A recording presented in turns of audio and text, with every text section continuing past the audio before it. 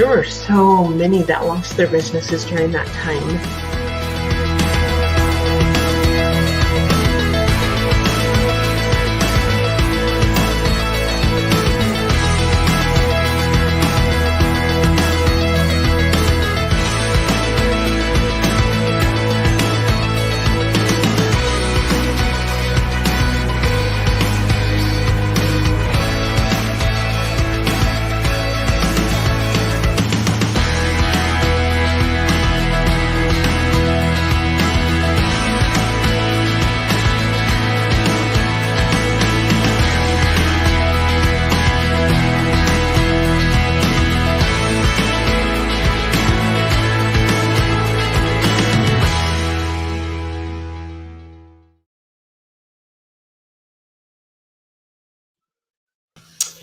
So Chris Coffman, it's a pleasure to have you on our show today.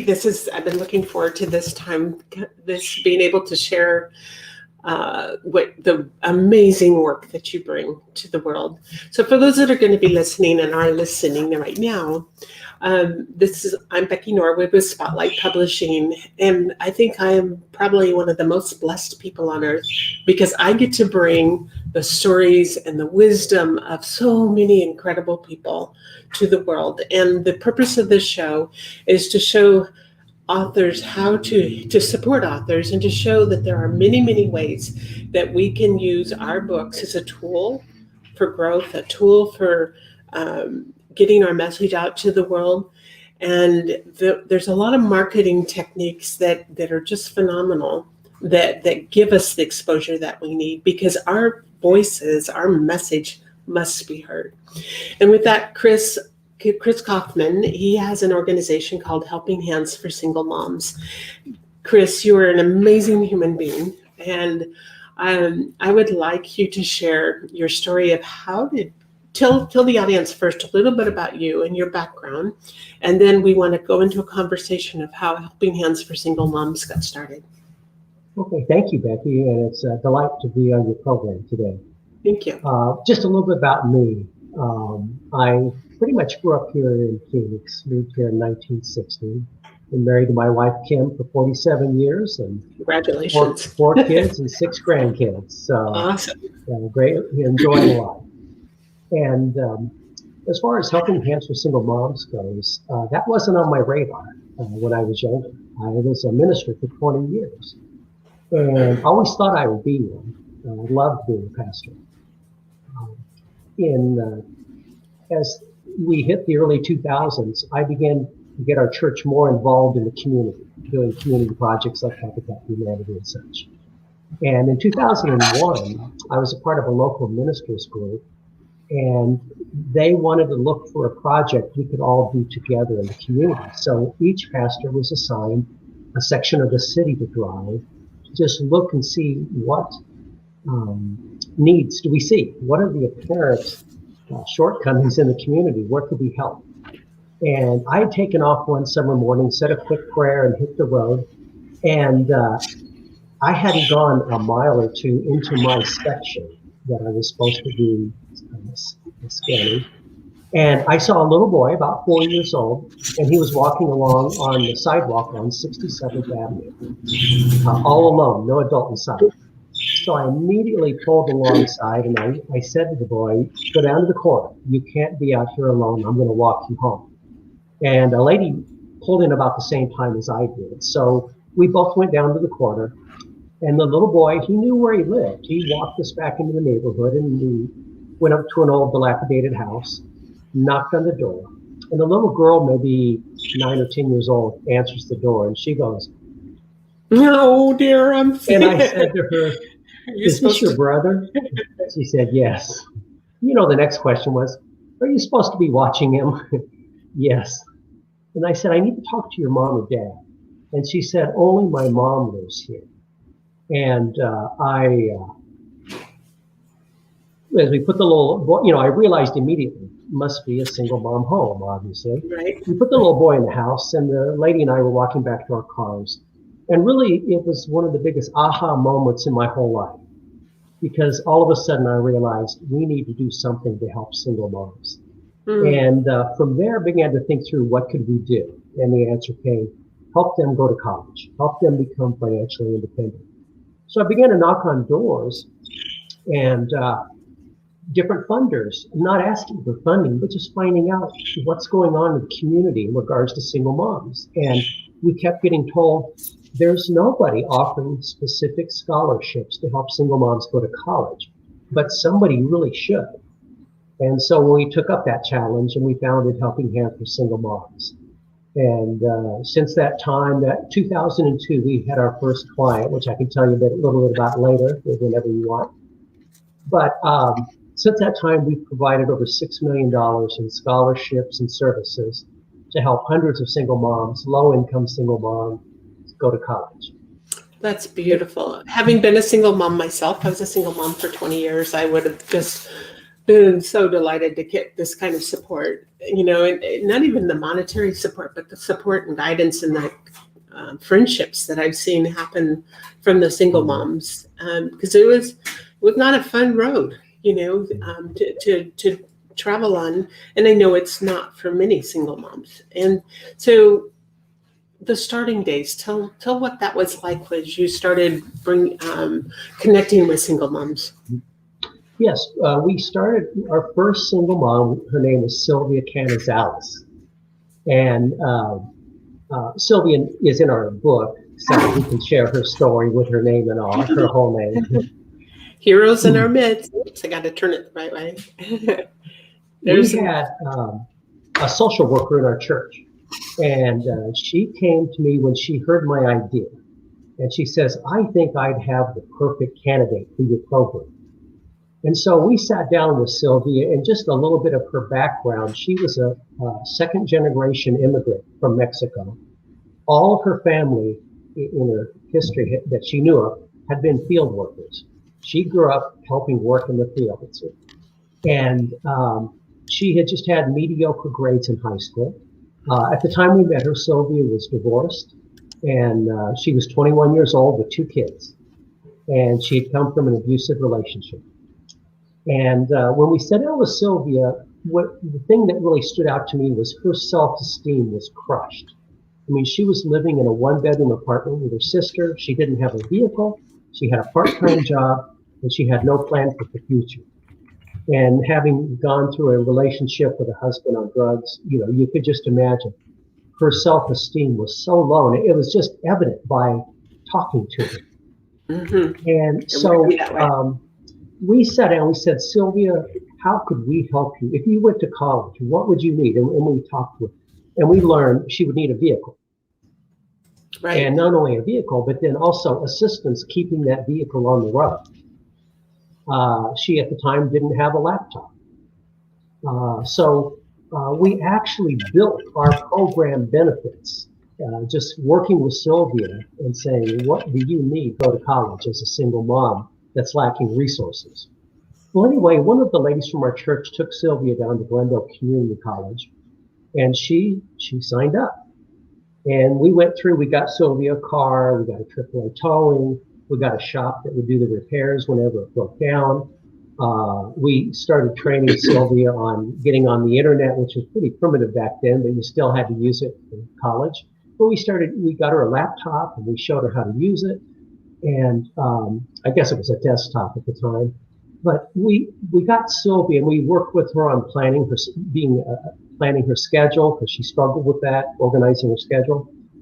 Anyway, Sylvia, the first semester, got all A's. And she did not know she could do that. She didn't understand, because she didn't have any family history with that. She wasn't motivated in high school, and she was either working in the fields or watching her siblings, so her grades were just very mediocre in high school. She wouldn't have any barometer on how to accomplish all of that. Exactly. And also now she was motivated because she saw a future for herself. So when she got up, after that, she started knocking out A's consistently every semester. And the cool thing was, I saw Sylvia's personality, her self-confidence skyrocket. As soon as she realized I can do college work. And I watched her grow as a person every semester in college. Well, fast forward, for the last 15 years, Sylvia's been a school teacher, and Oh, she has helped because she graduated in our program with an AA, and then she went on and got her bachelor's degree.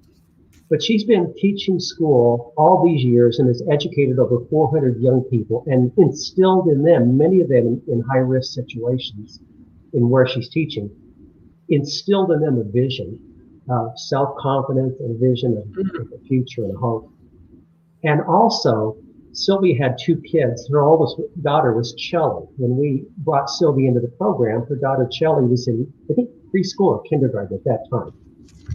Anyway, Chelly now has gone on and gotten a master's degree in college in accounting and now works for the state of Arizona as an accountant.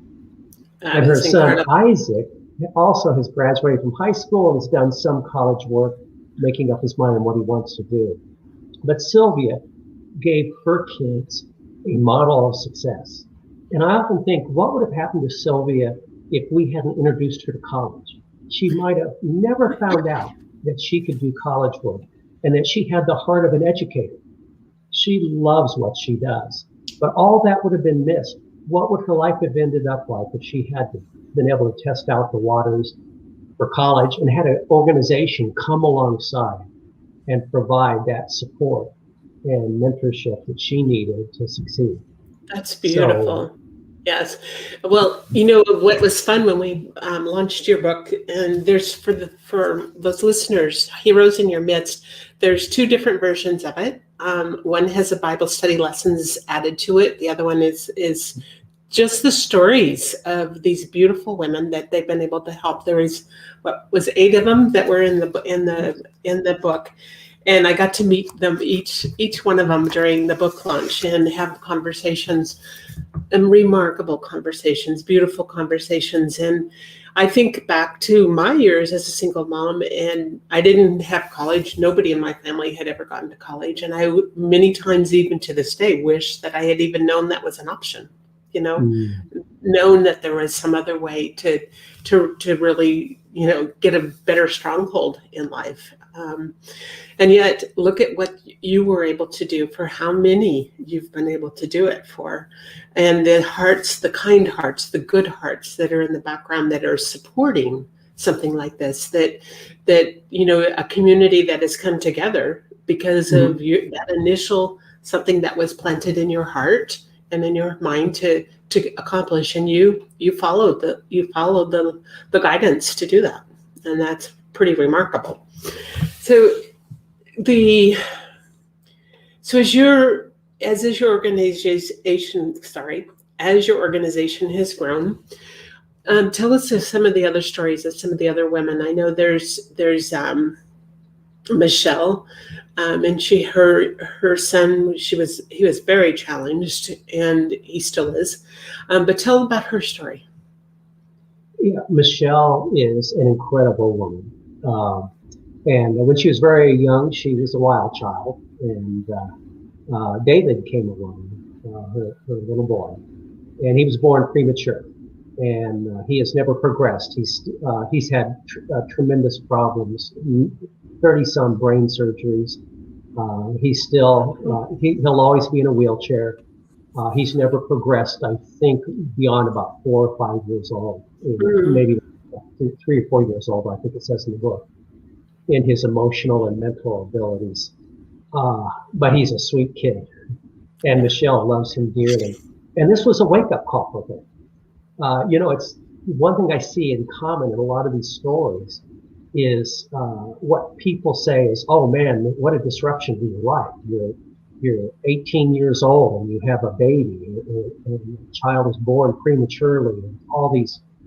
And yet for her, it turned her life upside down. She decided, I'm going to be a mom to David, and I'm going to love this little boy.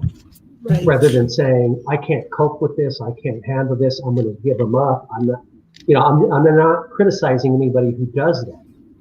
But, I'm amazed to hear these stories of how what most people would consider terrible things, and they are, and yet they become sources of strength. And for Michelle, it was like a life wake-up call, and literally she became a mature from a teenage girl to a mature mom overnight. And when she made her mind up that she was going to be a mom for David and get away from her old lifestyle and everything else, she really grew up. And she is an amazing woman. She went through our program, and Michelle earned, in the end, we don't go all the way through master degrees. She did one with us with nonprofit work. But Michelle, before she was done with school, earned 2 master's degrees and became a professional speaker and started her own nonprofit. And she was elected to the biggest school board district in the state. And she has just accomplished amazing things. And it kind of all goes back to David when she changed her, her course in life. I'll never forget a story that really helped me understand this lady's commitment. We do family outings. We get tons of tickets to Phoenix Suns games, and we will take sometimes 70 or 80 of our moms and kids combined to Suns games. And when Michelle was in our program years ago, we had tickets. And of course, you get them on the up the top row. Okay, those are the and rightfully so. That's where they donate the tickets to nonprofits. So yeah, you're up in the nosebleed section. And if you've ever gone to a Suns game, you know that the angle of those stairs goes pretty steep. Yeah. Well, they had set it up so Michelle, because I had told them ahead of time, we had one mom with a son in a wheelchair. So they have a place where all the people's wheelchairs sit. That's on the main concourse level, so obviously they don't go up any stairs. And they have this beautiful place where they park on a level, obviously with a fence around it. But they don't have any chairs in front of them to have to look between heads or anything. And we get there, and Michelle runs over there, parks David's wheelchair, reaches in, grabs him, and puts him over her shoulder. Now, Michelle's only about 120 pounds. She's tiny. At that time was probably 80-some pounds, 85 pounds. So I'm trying to talk her out of it. She goes, no, we want to sit with everybody else. And so I said, okay, Michelle, well, I'll carry him. And she goes, oh, no, I always carry David. And she wouldn't take no for an answer. And I watched her start up that stairway and take David every step to the top so that he could sit with all the other kids and she could sit with the other moms. And at that point in time, I just understood the toughness of this woman and the heart of this woman and her love for her son. And that's her still today. And she still has to pick David up and put him in a car, only he weighs about 120 pounds now. He's 23 years old, I think. I can't remember the exact age David is. Michelle's a typical story. We have other moms who are just as I know, that's what I was just going to say. You have amazing stories, one after another. Your heart must be just like overflowing with the beautiful stories that you could tell. Yes, and I think the interesting thing is every story is unique in the book. It's not just this single mom went to college and here she is. Every mom comes from a different place and a different set of circumstances. And I think when single moms or anybody reads the book, they're going to say, hey, I identify more with this mom. That's where I'm at right now, or that's where I was at. So there's all the, whether it's a mom from domestic violence or a mom that was born like Michelle with a child with severe handicaps, or with a mom who was a drug addict, or a mom whose husband just walked out when the girls were older and all of a sudden they had to scramble to organize their family and make it through. Or a mom who wanted to go to college and everybody said to her, you're crazy, you have no business going to school. We have a mom that was Michelle, who was born in the Bronx, and then as an African-American gal, her family, she tells stories of what it was like living in poverty in the Bronx. And then her mom struggled with drugs. Then they got moved out to the suburbs with a project that moved inner city people out. And then she felt she experienced the prejudice of being somebody that's in the midst of an upper class neighborhood, but they're the poor people in the neighborhood. So there's stories that so many women can identify with and say, yeah, that's me. I've been there, or I am there. Stories are just incredible. And I know, having worked with you to get this book published, it was the stories, and then being able to meet each one of those women that are in the book. And I'm sure that's just the tip of the iceberg for the number of women that you've been able to help. So,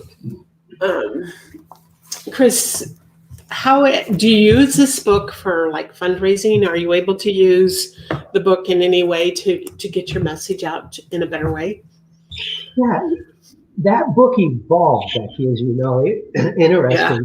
When we first had the idea to do the book, it was for fundraising. We wanted to be able to hand that book to people who were giving consistently to us, to be able to say, we want you to see some stories on a more detailed stories of the moms that are being helped by your donations, or to give it to potential donors. But when we got done with the book and I saw the stories, see, I knew the moms, a little bit of their stories. I didn't know the details. I didn't know much of their backgrounds. And when I saw the stories and the power, Susan Sweet, our author, did such a great job. But as I said before, these aren't just, hey, this single mom ended up as a single mom. She joined Helping Hands for Single Moms, and now she's working. Next story, same thing. Next story. It went into depth as to what their story was. Yes. And there's a life lesson title for every chapter. And Susan did such a great job of grabbing what each mom learned in her journey that was different from the other moms, and what were the principles of life that moved them forward to keep them persevering, not giving up, and setting goals for their life and achieving them. And Susan did such a great job of writing those stories. I realized, hey, this is a book for single moms who are in a big hole and they don't know how to get out, or they feel like, maybe they're like Sylvia and their self-esteem is so crushed that it's hindering setting goals and moving forward in life.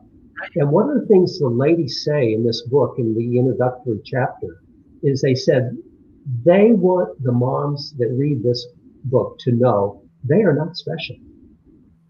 They want those moms to know you can set goals, you can move forward, you're special as much as we are. And they want to encourage these moms, we aren't superwomen, and you can do this too. So once we saw the power of this book, I realized we need to get this into the hands of single moms who are in a hole, emotionally, financially, relationally. And so we are now promoting the book. I just started recently reaching out to homeless shelters and domestic violence shelters to say, we've got a book that you can put in the hand of a single mom coming into your program that might inspire her in the way that you want her to be inspired to envision a future. And so that's what we're trying to do now. We want to get this book into the hands of single moms who can really use it. We also want to get it into the hands of people who know a single mom and love a single mom and might purchase a book for her and for themselves to understand this single mom in their life and understand what her life is probably like as they read the book. The strength that it takes. And we know we have a daughter that has 3 little ones, and she's, the struggles she goes through. It's amazing because she just called us and said, I quit my job and she was working for a judge. She said the judge was abusive, and she said, I was coming home, I was crabby, I was upset all the time, and she said, I can't be there for my daughters. And so I'll find another job because I can't be there any other way than to be there, be able to come home and know I did a good day's work, but I need to be with my daughters. And, you have to admire that, but what a scary thing to do, to all of a sudden there's no income again, Yeah.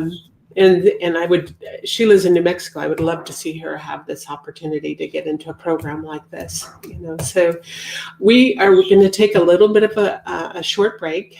When I come back, we had originally arranged for a beautiful lady, her name's Charmaine Hammond, and she has a program called to get sponsorships for the books that are written and for causes, and it's amazing. We got our times mixed up because of the time change. She's in Pacific time, so she was waiting to be on this call at 8 a.m. her time instead of the time change at 9, and we got it all confused. So we went and recorded about a half-hour session, and so I'm going to get that queued up. In the meantime, we'll have just a short break, and we will be back. And then at the end of that, I will bring you back on. We'll have a conversation around that. And thank you for all you bring to the world. Thanks, Becky. Okay, very good. Just one moment.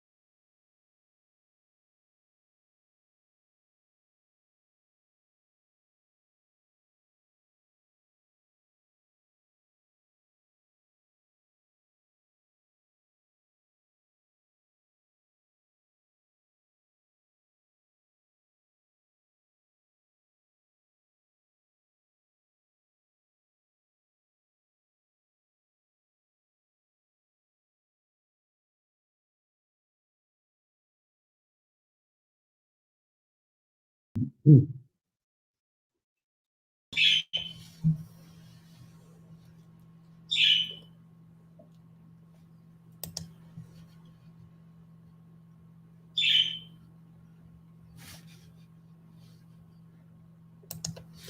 So Chris, this was going on longer than I thought it was. We tried to push it in there first thing this morning, but I hope this was something that was really informative for you and that it could really, I know you could probably teach us all a lot of really great things for what you've been able to do.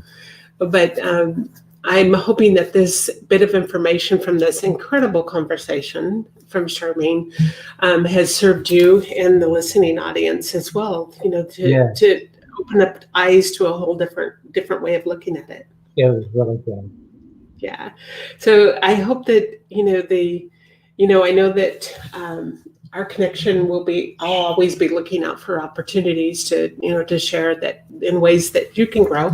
And I'm so excited for what you're bringing to the world. And I feel so blessed to be a part of being able to enjoy this process, because this book, it's available on Amazon. It's available in a lot of the other bookstores. But Heroes in Our Midst is, if you read the stories, if you know a single mom who just really could use a hand up, not out of charity type of thing. She's going to have to work really hard.